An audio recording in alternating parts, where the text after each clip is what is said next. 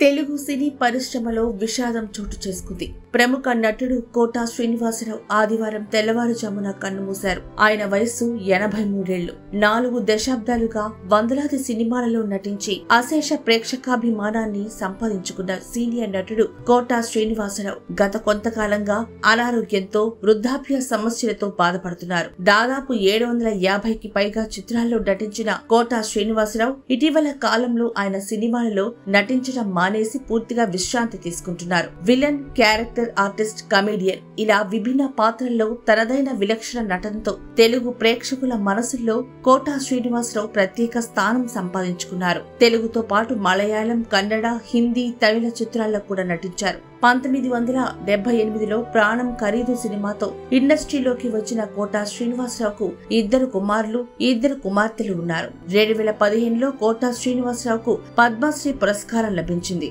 ఇక ఆయనకు 9 సార్లు నంది పురస్కారాలు లభించాయి. కోట శ్రీనివాసరావు మృతి పట్ల ప్రముఖ సినీ, రాజకీయ ప్రముఖులు సంతాపం తెలిపారు.